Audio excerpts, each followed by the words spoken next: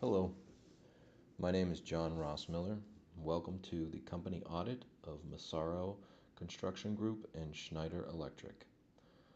My other team members are Andrew Stefko, Nick Holnadir, Matt Wickline, and Hussein Ayudiz.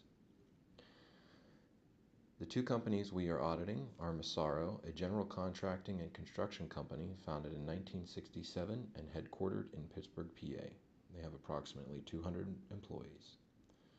The second company, Schneider Electric, a global specialist in energy management and automation, is headquartered in France with approximately 144,000 employees. During our interview process, we covered 10 topics for our ethics audit. They included the communication of ethics by the leadership, the assessment of ethics during the selection process and continued training of the employees, any formal ethics codes and its dissemination within the company, ethical behavior and the performance evaluation of that, dealing with ethical misconduct within the company, ethical awareness of the employees, reporting of ethics violations within the company, and incorporation of ethics into company decision making, as well as ethics training for the management, and finally, the ethics governance and guidance within the company.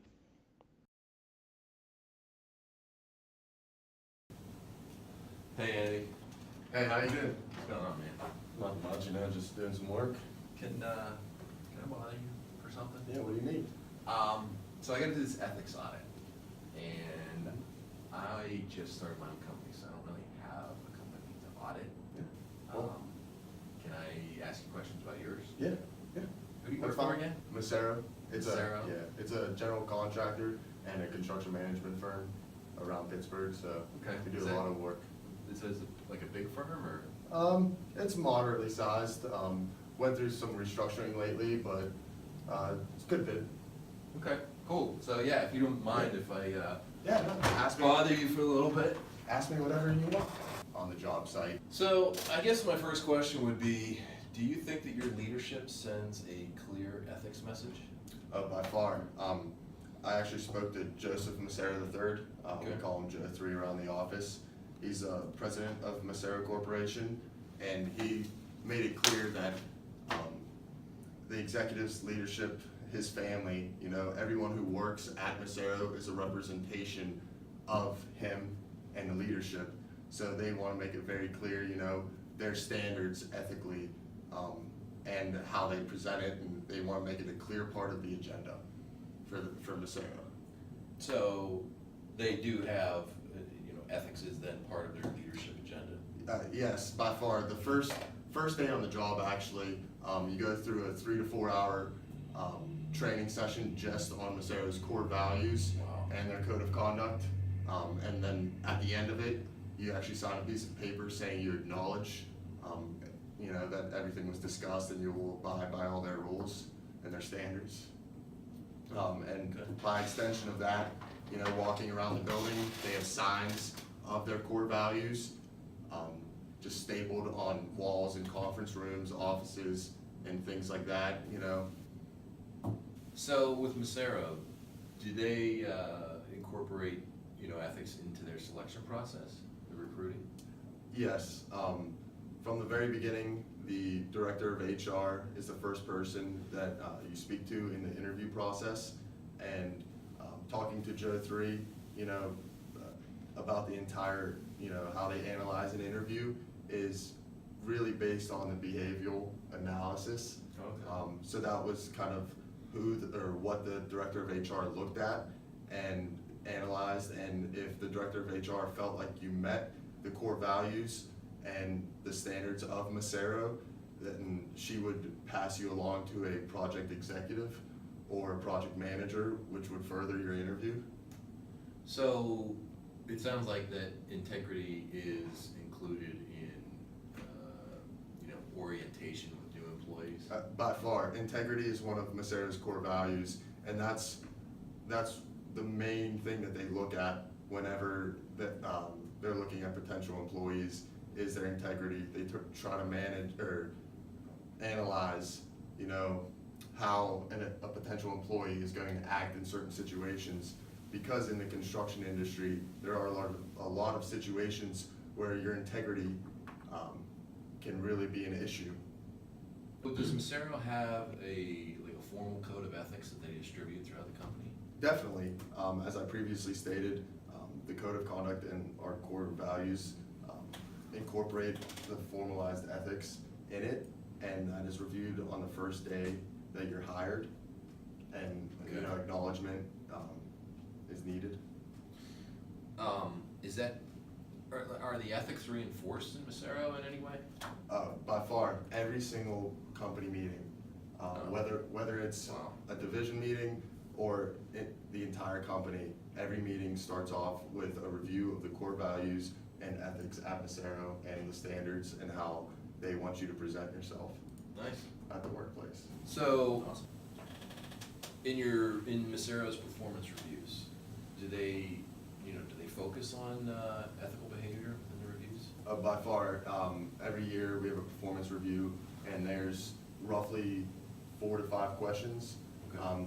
that discuss specific situations that are dealt with in the construction industry and how you answer those questions and how you performed in the previous year with the analysis of your manager. That's reviewed, and then also we have core value awards that are given at our company meetings for employees that exemplify the characteristics of Macero's core values and follow the ethics that our ownership expects from us. Okay. So, would you say then that ethical means as well as ends are an important part of the performance review? By far, construction industry, a lot is focused on getting the building done, getting the building done, getting the building done. But what also drives companies, is profit, and that's something that's very hard to manage in a construction industry in today's day and age, because you can't continue working without profit. And pretty much at Macero, we focus on getting the building done and doing it correctly, and we worry about the profits at a later date. And we really care about our customers, the developers, because at the end, it's their building. It's their building, it's their money. So if we complete a project 6 months late, that's 6 months of lost revenue for the developer. And we would rather have those lasting relationships with the customer than, tarnish that and, just for the sake of getting money in the short term. Okay. Great. So as I'm thinking about these performance reviews, I immediately, think about ethical misconduct. How is that dealt with in Macero? Well, at Macero, obviously, every employee is a representation of the company and of the ownership. It's the ownership's last name on the company, and every single ethical misconduct is not tolerated at Macero and is dealt with in the appropriate fashion, no matter the level of the company, the level of the employee in the company, I should say, whether it's, just either if it's a janitor or if it's, one of the owners. Okay. They deal with it the same way. And by an extension of that, this is also reviewed in the interview process, and if they feel like someone does not live up to their standards, they will not employ that employee, and they will terminate that employee. How do they report any of this ethical misconduct they see? Well, there are multiple ways. If you're comfortable enough to report it with yourself being known, you can go directly to HR or one of the Maceros. Their door is always open. But if you would rather report it anonymously, on our company intranet, there's actually a compliance line with a phone number that you can call in anonymously, and it's very accessible. As soon as you go on the website, it's right there. Great. So are ethical concerns incorporated into the formal decision-making process, or does Macero solely focus on the finances? Well, in the construction industry, there's change orders, which are changes from the original design. And during change orders, you get a quote from your subcontractor, and then you review it and pass that on to the ownership. And a lot of times what you can see is subcontractors or general contractors inflating numbers to increase their profit line. And that Macero does not do that. We focus on the ethics and not on the profits. You know, we provide all documentation, all receipts, and if needed, we go and get other quotes to provide the necessary documentation and the correct pricing. Great. Andy, so last question I got for you. I really appreciate your time. Does Massaro have like a formal ethics committee that handles all this? No, Massaro is a privately owned company, and as I said before, it's their last name on the building, on the company, you know, so we're all representations of them. So that ultimately, you know, if they feel like someone is not living up to their standards ethically and professionally, you know, it's their decision. All right, cool. Hey, thanks for helping me out. Don't mention it, man. Hey, Nick, can I ask you a favor? Sure. I'm working on an ethics project. All right. And I need a company to do an ethics audit on, and I don't have my own company. Can I use yours? Sure. Who do you work for? So I work for Schneider Electric. We are a global energy management Okay. company, and some of our brands you might know is like Square D or Pelco or APC. Okay. Yeah, heard of them. So yeah, that works. Cool. Yeah, this should only take like maybe 10 minutes. I got a few questions just Yeah. to run through real quick. Perfect. So first, basic question, your leadership, do they send a sort of a clear ethics message? They have like a ethics agenda in the company? Yeah. So our leadership sends a very clear message in regards to ethics. It's part of our sustainability initiatives. Okay. So our two top priorities are ethics and safety, and they send that message multiple ways throughout the year, whether it's an annual broadcast, quarterly updates, or other regular communications. Uh-huh. And we also maintain that through our scope principles, so straightforward, challenging, open, passionate, and effective. Nick, so my next question would be on selection. Does Schneider Electric, do they incorporate ethics into the selection process, like orientation and also with training new employees? Yeah, sure. So we have our principles of responsibility, which is our company's code of ethics, and it's contingent upon employment. So a new employee has to review it and kind of sign it that they agree with it. In addition, new employees have to go through a training course, and existing employees go through a training every other year to review the principles of responsibility. All right, Nick, so my next question would be on selection.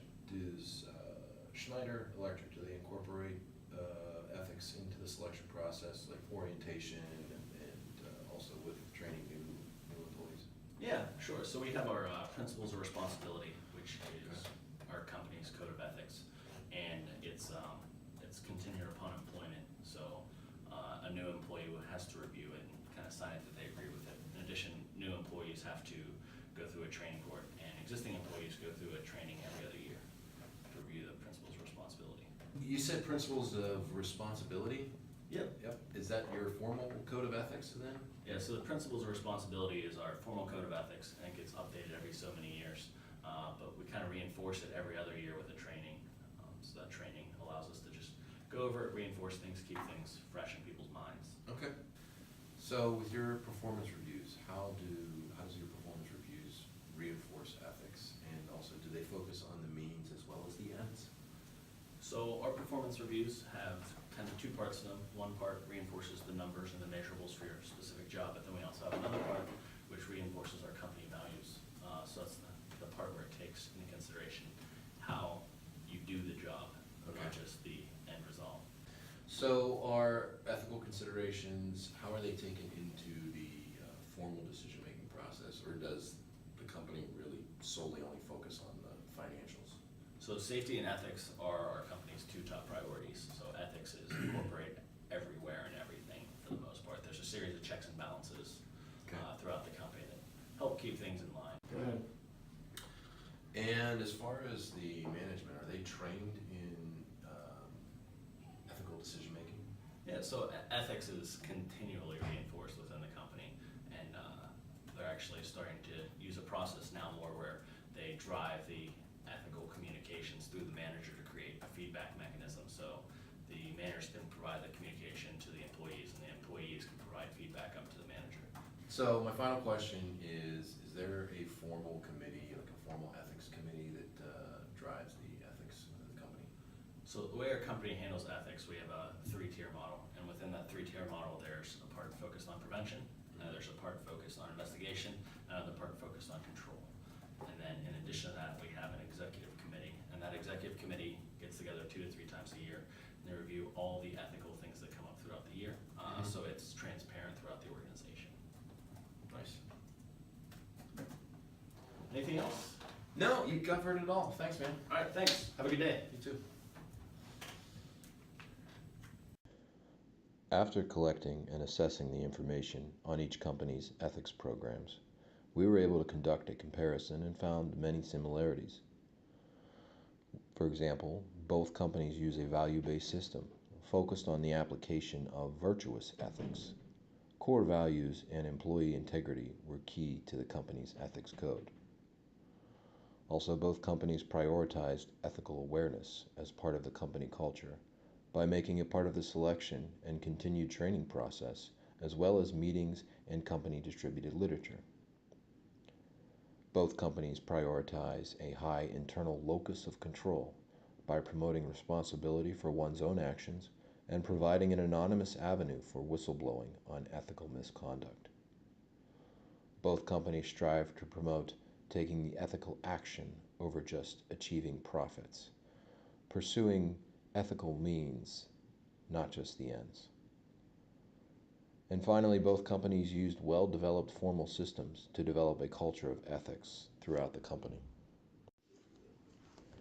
With such quality programs in place, it was difficult to develop suggestions for improvement, as both companies have done well in developing an ethical company culture and awareness in consideration of their vast differences in size.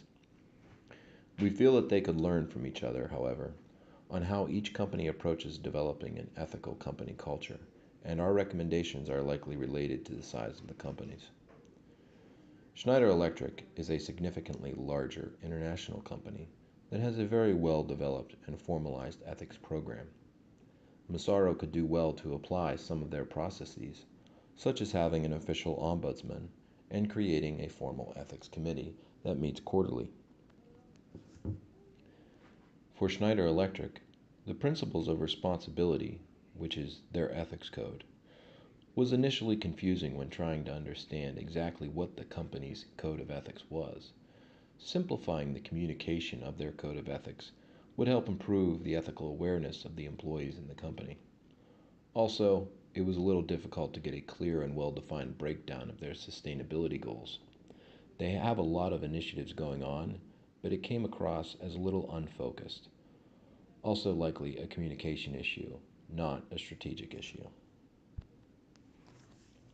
Thank you for watching this presentation on the ethics audit of Massaro and Schneider Electric.